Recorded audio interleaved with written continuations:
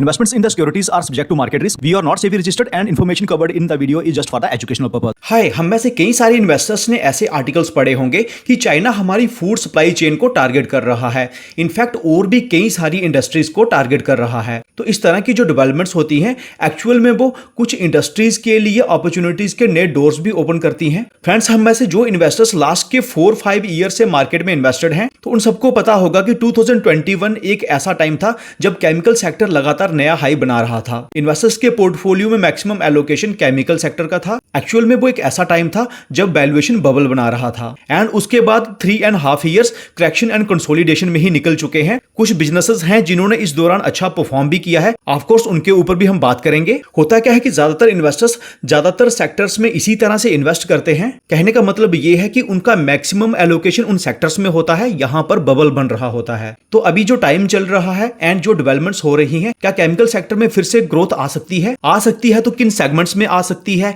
क्या कारण है? की रिस्क क्या है एंड कौन से ऐसे बिजनेसेस हैं जो इनके सबसे बड़े बेनिफिशियरी हो सकते हैं? तो जानेंगे सब इसी वीडियो में। तो फर्स्ट टाइम व्यूअर्स को बताना चाहता हूं कि मेरा नाम सुशील है। मेरे काम को अप्रिशिएट करने के लिए आप वीडियो को लाइक कर सकते हैं। आप हमें इसलिए भी सब्सक्राइब कर सकते हैं क्योंकि हम कोई भी पेड सर्विस रन नहीं करते हैं। तो केमिकल सेक्टर के कौन से सेगमेंट में क्या डेवलपमेंट्स हुई हैं, उससे पहले हमें केमिकल सेक्टर के डिविजन्स का पता होना चाहिए। तो यहां पर सबसे पहले आते हैं बल्क केमिकल्स, जिन्हें कमोडिटी केमिकल्स भी कहा जाता है। इन्हें काफी हाई वॉल्यूम में प्रोड्यूस किया जाता है बट इनकी वैल्यू लो होती है एंड ये कई सारी इंडस्ट्रीज के लिए रॉ मटेरियल की तरह यूज होते हैं। देन आ जाते हैं हमारे पेट्रोकेमिकल्स, जो कि केमिकल कंपाउंड्स हैं जो नेचुरल गैस या पेट्रोलियम से ऑब्टेन किए जाते हैं। उसके बाद फर्टिलाइजर्स हैं एंड हम सब जानते हैं कि ये प्लांट्स की ग्रोथ एंड प्रोडक्टिविटी को इंप्रूव करते हैं। एंड फाइनली आता है हमारा स्पेशलिटी केमिकल डिवीजन, जो कि सबसे नीच डिवीजन है क्योंकि इनकी कैरेक्टरिस्टिक होती है high value, high R&D and low volume. ये बेसिक केमिकल्स या बल्क केमिकल्स के डेरिवेटिव्स होते हैं। तो प्रेजेंटली इस इंडस्ट्री में क्या हो रहा है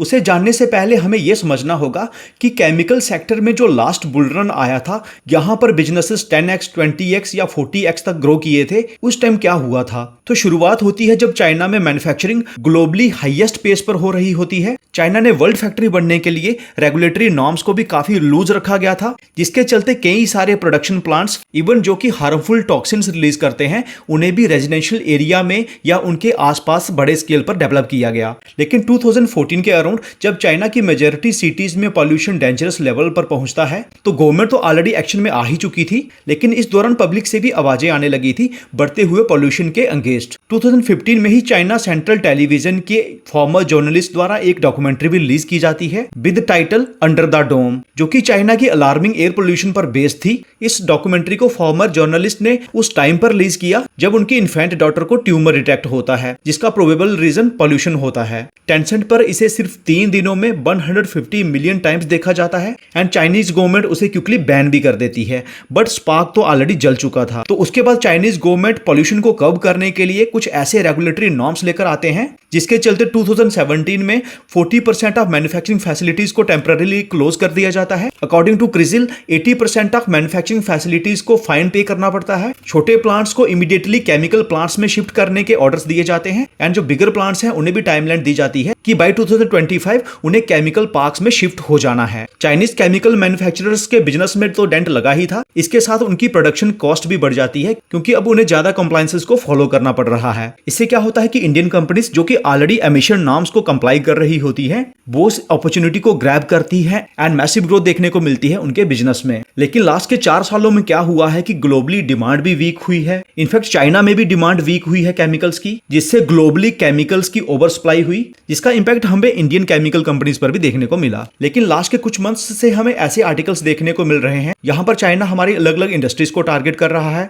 जैसे कि रेयर अर्थ मेटल्स पर अनडिक्लेयर्ड रिस्ट्रिक्शंस लगाना, टनल बोरिंग मशीन्स के एक्सपोर्ट्स पर रिस्ट्रिक्शंस लगाना सो दैट हमारी इंफ्रा मार्केट को डेंट किया जा सके एंड हमारी फूड सप्लाई चेन को डिसरप्ट करना बाय रिस्ट्रिक्टिंग स्पेशलिटी फर्टिलाइजर्स, जिससे हमारे एग्रीकल्चरल यील्ड कम हो। इन्हीं चैलेंजेस को देखते हुए कई सारे इनिशिएटिव्स लिए जा रहे हैं जिससे इंडियन कंपनीज सेल्फ सफिशिएंट बन सके अपनी डोमेस्टिक डिमांड को मीट करने के लिए एंड एक्सपोर्ट मार्केट में भी कॉम्पिटिटिव बन पाए। हम कई सारी डेवलपमेंट्स को कवर करेंगे एंड उसके लिए अलग अलग रिपोर्ट्स भी रेफर करेंगे। तो हाल ही में नीति आयोग ने एक रिपोर्ट पब्लिश की है ऑन केमिकल इंडस्ट्री, जिसका टाइटल है powering India's participation in global value chains. इस रिपोर्ट में 7 ऐसे इनिशिएटिव्स की बात की है जिससे हमारे केमिकल सेक्टर का ग्लोबली जो शेयर है, जो कि अभी 5% है, वो बढ़कर 12% तक हो जाए बाय 2040। आप इन इनिशिएटिव्स को ज्यादा डिटेल्स में पढ़ने के लिए वीडियो को पॉज करके स्टडी कर सकते हैं। तो नीति आयोग की इसी रिपोर्ट में उन रोड मैप्स को सामने रखा गया है जिससे India chemical sector bye 2040 $1 trillion का सेक्टर बन सके। उसके बाद नुवामा ने भी हाल ही में एक रिपोर्ट पब्लिश की है जिसमें उन्होंने बताया है कि कैसे डिमांड एंड पॉलिसी सपोर्ट के चलते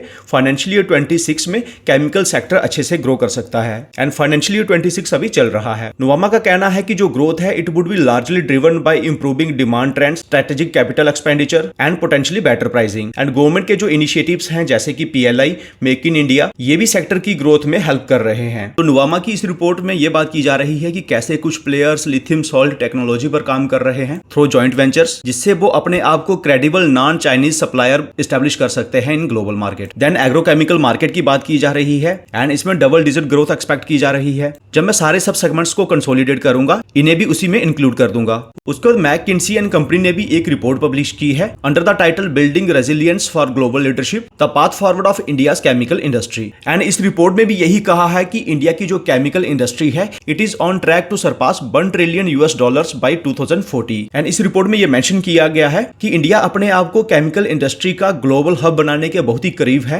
एंड उसके रीजंस हैं cost competitiveness and market attractiveness. तो इस ग्रोथ में किन 16 स्पेशलिटी केमिकल सब सेगमेंट्स का बड़ा रोल रहने वाला है, उनमें से कुछ को उन्होंने यहाँ पर लिस्ट किया है। उसके बाद यूके एंड इंडिया का जो फ्री ट्रेड डील हुआ है तो ये भी गेम चेंजर साबित हो सकता है ग्लोबल केमिकल इंडस्ट्री में। इंडियन केमिकल इंडस्ट्री ऐसे बेनिफिट हो सकती है कि अब 99% ऑफ इंडियन एक्सपोर्ट पर टैरिफ्स को कट कर दिया गया है, जो कि पहले 0 से 8% हुआ करते थे। इससे ऐसा एक्सपेक्ट किया जा रहा है कि इंडिया से जो केमिकल्स का एक्सपोर्ट होता था, जो कि 2024 में $435 मिलियन था, ये बढ़कर $1 बिलियन हो सकता है बाय 2027। तो कौन से बिजनेस बेनिफिशियरी हो सकते हैं प्रेजेंट मार्केट सिनेरियो में? इससे पहले हम ये देख लेते हैं कि कौन से ऐसे सेगमेंट्स हैं जो कि अभी लाइमलाइट में रह सकते हैं या हमें अच्छी ग्रोथ देखने को मिल सकती है। तो अभी जो चाइना हमारी फूड सप्लाई चेन को डिसरप्ट करने की कोशिश कर रहा है या ईवी मार्केट को डिसरप्ट करने की कोशिश कर रहा है by blocking the speciality fertilizers and speciality chemicals, तो इससे हमारी agrochemical and domestic fertilizer industry beneficiary हो सकती है। देन ऑटोमोटिव इंडस्ट्री बेनिफिशियरी हो सकती है एंड उसमें भी स्पेशली वो कंपनीज जो कि ईवी बैटरी के लिए कुछ केमिकल्स बनाती हैं या फिर इलेक्ट्रोड्स के बिजनेस में हैं। Then electrical and electronic industry में यूज होने वाले केमिकल बिजनेस भी बेनिफिशियरी हो सकते हैं, क्योंकि इंडिया में इलेक्ट्रॉनिक एंड इलेक्ट्रिकल मार्केट में भी काफी अच्छी ग्रोथ देखने को मिल रही है एंड ये कुछ ऐसे सेगमेंट्स हैं जो कि इमीडिएट बेनिफिशियरी हो सकते हैं। उसके बाद कुछ ऐसे सेगमेंट्स जो कि लॉन्गर हॉरिजन पर बेनिफिशियरी रह सकते हैं, उसमें फूड एंड बेवरेजेस हैं, फ्लेवर्स एंड फ्रेग्रेंसेस हैं, पर्सनल केयर है एंड होम केयर है। फ्रेंड्स, यहां तक डिस्कस करने के बाद मैं बताना चाहता हूं कि इस इंडस्ट्री में कुछ की रिस्क भी हैं। तो सबसे पहला की रिस्क ये है कि आज भी हम क्रिटिकल रॉ मटेरियल के लिए चाइना पर डिपेंडेंट है। आज भी हमारे पास की बिल्डिंग ब्लॉक्स की कैपेसिटी की डेफिशिएंसी है, जैसे कि propylene oxide, phenol etcetera. And second है stringent environmental regulations in India. Friends, video से हटकर मैं बताना चाहता हूं कि मार्केट में जो अभी रिकवरी हो रही है इसमें small caps and micro caps भी अच्छे से पार्टिसिपेट कर रहे हैं। लेकिन इस तरह के इन्वेस्टर्स की जो सबसे बड़ी प्रॉब्लम होती है कि ज्यादातर इंफॉर्मेशन पब्लिक डोमेन में होती ही नहीं।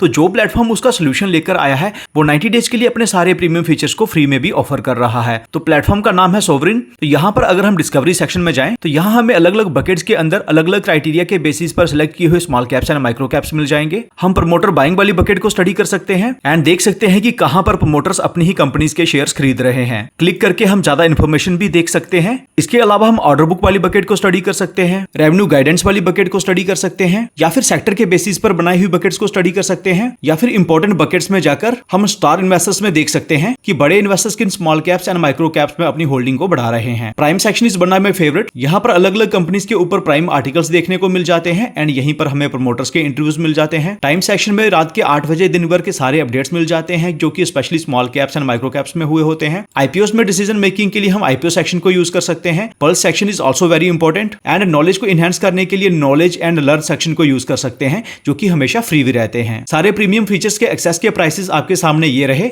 एंड सोवरिन टाइम्स के एक्सेस के चार्जेस आपके सामने ये रहे। लेकिन 90 डेज के लिए जो सारे प्रीमियम फीचर्स फ्री में मिल रहे हैं उन्हें ऑफ कोर्स हमें मिस नहीं करना है। साइन अप पर डिटेल्स भरने के बाद कूपन कोड यूज करना है free trial. So don't forget to check the link given in the description and in the pin comment. So let's get back to the discussion. Session. Friends, chemical sector में total 250 से ज्यादा listed player हैं। इनमें से कुछ select players को हमने 3 categories में डिवाइड किया है। फर्स्ट कैटेगरी है हमारी एग्रोकेमिकल्स की, एंड एग्रोकेमिकल्स में ग्रोथ हमें जल्द ही देखने को मिल सकती है, क्योंकि केमिकल सेक्टर्स के ज्यादातर सेगमेंट्स ने लास्ट के 3 to 4 इयर्स में कोई खास बिजनेस नहीं किया है, इसलिए ज्यादातर बिजनेसेस की पास्ट परफॉर्मेंस हमें खास देखने को नहीं मिलेंगी, बट एक्सेप्शंस आर देयर। तो पहला बिजनेस है पीआई इंडस्ट्रीज, जो कि अब एग्रोकेमिकल्स बिजनेस से एक लाइफ साइंस बिजनेस बन चुका है। प्रीवियसली हमने कई बार कवर किया हुआ है। 3 ईयर बेसिस पर काफी अच्छी ग्रोथ देखने को मिली है, बट लास्ट के 1 ईयर में कोई खास ग्रोथ नहीं हुई है। Debt to equity, cash flows and ROC तीनों ही बेटर हैं। देन आता है सुमितोमो केमिकल्स, जो कि सुमितोमो ग्रुप की कंपनी है, जो कि एक जापानीज कॉन्ग्लोमरेट है। तो लास्ट के 3 ईयर बेसिस पर हमें कोई खास ग्रोथ देखने को नहीं मिली है, लेकिन लास्ट के 1 ईयर बेसिस पर हमें नेट प्रॉफिट्स में अच्छी ग्रोथ देखने को मिली है। बाकी तीनों ही पैरामीटर्स अच्छे हैं। धनुका एग्रीटेक लिमिटेड के केस में हमें 3 ईयर बेसिस पर एक डिसेंट ग्रोथ देखने को मिली है, लेकिन लास्ट के 1 ईयर में हमें अच्छी ग्रोथ देखने को मिली है, and debt to equity, cash flows and ROC के मामले में भी बेटर है। देन आती है Hiranba industries limited. 3 year basis पर एंड लास्ट के 1 ईयर बेसिस पर परफॉर्मेंस वीक रही है, एंड प्रॉफिटेबिलिटी के मामले में भी थोड़ी सी वीक है। Then comes the Aries agro limited, जो कि एक माइक्रो कैप है। 3 ईयर बेसिस पर एंड 1 ईयर बेसिस पर हमें काफी अच्छी ग्रोथ देखने को मिली है, एंड बाकी पैरामीटर्स भी अच्छे हैं। तो वो इन्वेस्टर्स जो थोड़ी बड़ी मार्केट कैप वाले बिजनेसेस को स्टडी करना पसंद करते हैं, तो एग्रोकेमिकल से वो पीआई इंडस्ट्रीज को स्टडी कर सकते हैं। But why this company? तो सबसे पहला कारण यह है कि एग्रोकेमिकल सेगमेंट में ओवर द पास्ट 3 ईयर्स इन्होंने 15+ मॉलिक्यूल्स को कमर्शलाइज किया है, जो कि टोटल एग्रोकेमिकल बिजनेस का 15% है, एंड इन नए मॉलिक्यूल्स में हमें ईयर ऑन ईयर बेसिस पर 31% की ग्रोथ देखने को मिली है। उसके बाद बायोलॉजिकल सेगमेंट, जिसमें इन्होंने पास के कुछ सालों में ही एंट्री ली है, एंड ये one of the fastest growing business है। इसमें 20% की ग्रोथ देखने को मिली है over the previous year, and 3 years में हमें हाईएस्ट ग्रोथ ट्रेंड दिखे हैं। तो ये जो सेगमेंट है ये 250 करोड़ के अराउंड रेवेन्यू जनरेट कर रहा है, जो कि over the next 5 years 5x हो सकता है, एंड ये over the next 5 years 1000 crore से 1200 करोड़ की रेवेन्यू जनरेट कर सकता है। ये काफी कम्प्लेक्स सेगमेंट है एंड हाई मार्जिन बिजनेस है। उसका जो इन्होंने एनसी पायोजेनिली प्रोल नाम के मॉलिक्यूल को डेवलप किया है, तो इसे डेवलप करने वाली इंडिया में पीआई इंडस्ट्री फर्स्ट है। इसके साथ ये अपने आप को इलेक्ट्रॉनिक केमिकल्स, सीआरडीएमओ इन सब में भी पोजीशन कर रहे हैं। उसके बाद बैलेंस शीट में देखें तो कंपनी हमें काफी कैश रिच देखने को मिल रही है, एंड वैल्यूएशन भी फेयर है। इस सेगमेंट से जो स्मॉल कैप प्लेयर को स्टडी करना चाहते हैं, वो धनुका एग्रीटेक लिमिटेड को स्टडी कर सकते हैं। But why this business? तो सबसे पहला कारण ये है कि ये एक B2C प्लेयर्स हैं, यानी कि अपने प्रोडक्ट्स को डायरेक्टली एंड कंज्यूमर को सेल करते हैं, जिसमें herbicides, fungicides, insecticides and plant growth regulators आते हैं। 90% ऑफ रेवेन्यू इनकी B2C सेगमेंट से आती है, एंड ये हायर मार्जिन वाला सेगमेंट है। हाल ही में इन्होंने बेयर से 2 मॉलिक्यूल्स का एक्विजिशन किया है, एंड अब इनकी प्रेजेंस टोटल 20 कंट्रीज में हो चुकी है, जिससे अब ये एक ग्लोबल एग्रोकेमिकल प्लेयर्स बन चुके हैं। उसके बाद इनका 10+ लीडिंग ग्लोबल एग्रोकेमिकल कंपनीज के साथ कोलैबोरेशन चल रहा है, जिससे ये अपने बिजनेस में लेटेस्ट टेक्नोलॉजीज को इंट्रोड्यूस कर सकते हैं। इस फाइनेंशियल ईयर में ये हायर डबल डिजिट ग्रोथ दिखा सकते हैं, एंड जो EBITDA है वो सेम ही मेंटेन करेंगे। वैल्यूएशन के मामले में भी देखें तो इंडस्ट्री प्राइस टू अर्निंग के कंपैरिजन में ये हमें अंडरवैल्यूड देखने को मिल रहा है। उसके बाद जिन्हें किसी माइक्रो कैप प्लेयर को स्टडी करना है, आपको रिस्क काफी हायर रहेगा, वो एरिस एग्रो लिमिटेड को स्टडी कर सकते हैं, जिसकी मार्केट कैप सिर्फ 477 करोड़ है। ये एक 1969 का बिजनेस है, जो माइक्रो न्यूट्रिएंट्स के साथ कुछ कस्टमाइज्ड न्यूट्रिशनल प्रोडक्ट्स को डेवलप करता है for plants and animals. Recent में इनकी हमें कोई भी कॉन कॉल या इन्वेस्टर प्रेजेंटेशन देखने को नहीं मिली है, लेकिन कंपनी एजीएम कंडक्ट करती है। फाइनेंशियल 25 का एजीएम अभी हुआ नहीं है, लेकिन लास्ट के एजीएम में हमें एक जो इंपॉर्टेंट पॉइंट मिला है वो ये कि रॉ मटेरियल पर इनका जो इंपोर्ट है, जो कभी 52% हुआ करता था, वो फाइनेंशियल 24 में कम होकर 28% रह गया है। इन्होंने एक इंपोर्ट सब्स्टिट्यूट मॉलिक्यूल को डेवलप किया था, जो कि इनका एक मोस्ट सक्सेसफुल इनिशिएटिव था, एंड इससे इनकी चाइना पर डिपेंडेंस कम हुई for water soluble fertiliser. Recent में कंपनी ने डिविडेंड भी अनाउंस किया है, जिससे ये पता चलता है कि कंपनी कैश जनरेट कर रही है। एंड वही अगर हम कैश फ्लोस में भी जाकर देखें, एंड हमें देखने को भी मिलेगा कि ऑपरेशन से कैश लगातार बढ़ते जा रहे हैं। उसके बाद अगर हम कुछ और इंपॉर्टेंट रेशोस देखें, तो कंपनी के इन्वेंट्री डेज काफी कम हो गए हैं, एंड अभी रह गए हैं 151। कम होना काफी अच्छा साइन है, एंड जो वर्किंग कैपिटल डेज हैं ये भी कम होकर 83 रह गए हैं, जो कि रिकॉर्ड लो हैं, एंड कम होना अच्छा है। वैल्यूएशन छोटे प्लेयर्स के केस में बहुत ज्यादा मैटर तो नहीं करती है, बट ये अंडरवैल्यूड है। तो सीरियल नंबर 11 से सीरियल नंबर 15 के बीच में वो प्लेयर्स हैं जो ऑटोमोटिव एंड उसमें भी specially EV industry, then electronic and electrical industry को कैटर करते हैं। इसमें जो हिमाद्री स्पेशलिटी है, एथर है एंड एक्विटास है, इनमें काफी अच्छी ग्रोथ देखने को मिली है। नियोजन में भी काफी अच्छी ग्रोथ हो रही थी, लेकिन मार्च के मंथ में इनके गुजरात के दहेज वाले प्लांट में एक मेजर फायर इंसिडेंट हो गया था एंड ये प्लांट इनका one of the 4th largest plant था। एक्विटास केमिकल्स लिमिटेड, जिसका पुराना नाम एमी ऑर्गेनिक्स है, इसे ऑफकोर्स हमने कई बार कवर किया है, इवन जब केमिकल सेक्टर में वीकनेस चल रही थी एंड इस बिजनेस ने भी हमें काफी अच्छा परफॉर्म करके दिखाया है। तो यहां से जिस फर्स्ट प्लेयर को हम स्टडी कर सकते हैं वो है Himadri speciality chemicals limited. But why this business? तो सबसे पहले ये एक ब्राउनफील्ड कैपेक्स कर रहे हैं for new speciality carbon black. यहां पर कैपेसिटी होगी 70,000 मेट्रिक टन पर एनम की। टोटल कार्बन ब्लैक की कैपेसिटी को ये बढ़ाकर 1,30,000 मेट्रिक टन पर एनम कर रहे हैं, जिससे ये वर्ल्ड की इकलौती सबसे बड़ी साइट बन जाएगी with largest speciality carbon black capacity and Q3 में ये ऑपरेशनल भी हो जाएगी। उसके बाद ये lithium iron phosphate and cathode active material के लिए कैपेसिटी डेवलप कर रहे हैं। तो ये ग्लोबली फर्स्ट कमर्शियल प्लांट होगा for LFP cathode active material and over the next 5 to 6 years ये 1000 गीगावाट की लिथियम आयन बैटरीज को पावर करने वाले हैं। उसके बाद अब इन्होंने बिरला टायर्स का एक्विजिशन किया है, जिससे अब ये टायर्स मैन्युफैक्चरिंग में भी एंटर कर चुके हैं, क्योंकि टायर्स के लिए यूज होने वाला रॉ मटेरियल ये ऑलरेडी बनाते ही हैं। तो ये हाई स्पेशलिटी मार्जिन वाले प्रोडक्ट्स को लगातार डेवलप कर रहे हैं, जिससे फ्यूचर में भी हमें काफी अच्छी ग्रोथ देखने को मिल सकती है एंड वैल्यूएशन के मामले में जो कि थोड़ी सी हायर साइड पर है, समबट फेयर कैटेगरी में रख सकते हैं। देन नेक्स्ट हम एक्विटास केमिकल्स लिमिटेड को स्टडी कर सकते हैं। But why this business? सबसे पहला कारण यह है कि इनका जो CDMO बिजनेस है, इसे ये रैंप अप कर रहे हैं, जिससे ये 1000 करोड़ की रेवेन्यू जनरेट कर सके बाय फाइनेंशियल ईयर 28, जबकि आज जो पूरा बिजनेस है यही 1000 करोड़ की रेवेन्यू जनरेट कर रहा है। उसके बाद अंकलेश्वर में ये एक नया पायलट प्रोजेक्ट कर रहे हैं, जिससे ये एंटी कैंसर सेगमेंट्स के लिए भी प्रोडक्ट्स डेवलप करेंगे। उसके बाद इलेक्ट्रोलाइटिक एडिटिव्स, जिनका यूज ईवी बैटरीज में होता है, यहां पर इन्होंने 2000 metric ton per annum capacity को डेवलप कर लिया है, जो कि इस फाइनेंशियल ईयर के फर्स्ट हाफ के बाद कमर्शियलाइज हो जाएगी एंड फर्दर ये इसे बढ़ाकर डबल करने वाले हैं। तो सेमीकंडक्टर्स के लिए ये जो केमिकल्स डेवलप करते हैं through Baba fine organics limited, इसमें इनके इनिशिएटिव्स लगातार चल रहे हैं and further they are expanding into new geography of Taiwan,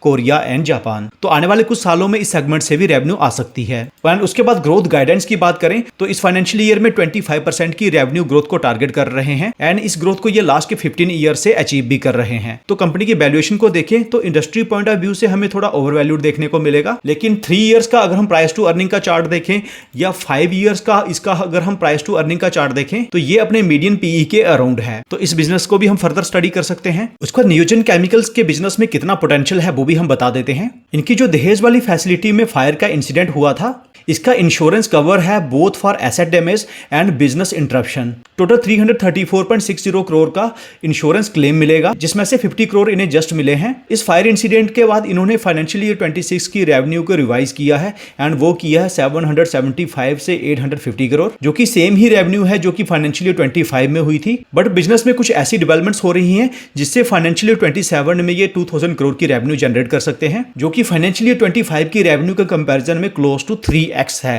तो ऐसा क्या हो रहा है एक बार वो भी देख लेते हैं। तो इलेक्ट्रोलाइट साल्ट्स में क्या हो रहा है कि 200 मैट्रिक टन की कैपेसिटी ऑलरेडी कमीशन हो चुकी है एंड बची हुई 200 मैट्रिक टन वाली कैपेसिटी का ट्रायल प्रोडक्शन चल रहा है। फर्दर इलेक्ट्रोलाइट साल्ट्स में ये 1100 मैट्रिक टन की कैपेसिटी को कमीशन करने वाले हैं बाय सितंबर 2025 एंड फर्दर मार्च 2026 में 1000 मैट्रिक टन की कैपेसिटी को और ऐड किया जाएगा एंड इलेक्ट्रोलाइट्स के लिए 2000 मैट्रिक टन की कैपेसिटी फुली कमीशन हो चुकी है। यहां पर एक मेजर ACC बैटरी मैन्युफैक्चरर ने अपने ट्रायल प्रोडक्शन स्टार्ट किए हैं एंड जो कमर्शियल प्रोडक्शन है ये Q1 या Q2 में स्टार्ट होने हैं, जिसका अपडेट इस बार के क्वार्टरली रिजल्ट्स में हमें मिल सकता है। उसके बाद ये और भी कई सारे हाई ग्रोथ सेगमेंट्स को फोकस कर रहे हैं, जैसे कि semiconductors, flavours and fragrances, agrochemicals and pharma. तो वैल्यूएशन यहां पर हमें हायर साइड पर देखने को मिलेगी, जिससे चलते अभी हम इसे वॉच पर रख सकते हैं। उसका सीरियल नंबर 19 से लेकर सीरियल नंबर 25 के बीच के जो बिजनेस हैं ये home care, personal care, aroma and fragrances and food and beverages segment को कैटर करते हैं। यहां से हमने clean science and technologies limited को प्रीवियसली कई बार कवर किया हुआ है, जो कि काफी नीच कैटेगरी के केमिकल्स डेवलप करती है एंड उसका हिंट हमें यहां से भी देखने को मिलेगा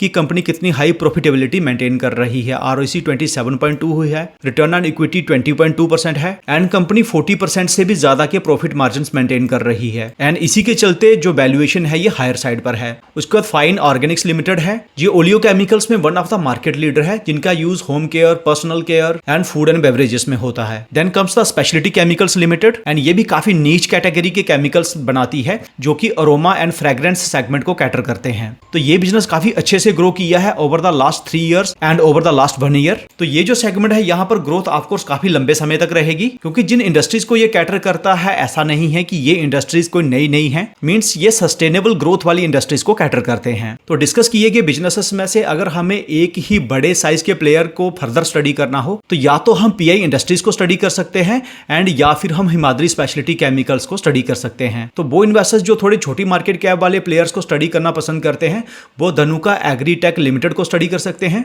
या फिर एक्विटास केमिकल लिमिटेड को स्टडी कर सकते हैं। बट यहां पर वैल्यूएशन हमें थोड़ी सी हायर देखने को मिलेगी, जबकि धनुका के केस में हमें वैल्यूएशन कंफर्ट दिख रहा है। तो वैल्यूएशन के मामले में कौन सा बेटर प्लेस्ड है, इसके लिए हम 3 इयर्स या 5 इयर्स की वैल्यूएशन का चार्ट लगाकर देख सकते हैं कि कौन सा प्लेयर अपने 3 ईयर या 5 ईयर के एवरेज प्राइस टू अर्निंग के कंपैरिजन में कहां खड़ा है। एंड जिन्हें एक माइक्रो कैप प्लेयर को स्टडी करना है ऑफ कोर्स वो एरिस एग्रो लिमिटेड को स्टडी कर सकते हैं, बट रिस्क काफी हायर रहेगा। तो वीडियो अगर इन्फॉर्मेटिव लगा है तो do hit the like button. इस तरह के रेगुलर वीडियोस के लिए आप हमें सब्सक्राइब भी कर सकते हैं। तो मिलते हैं आपसे अगले वीडियो में। Take care.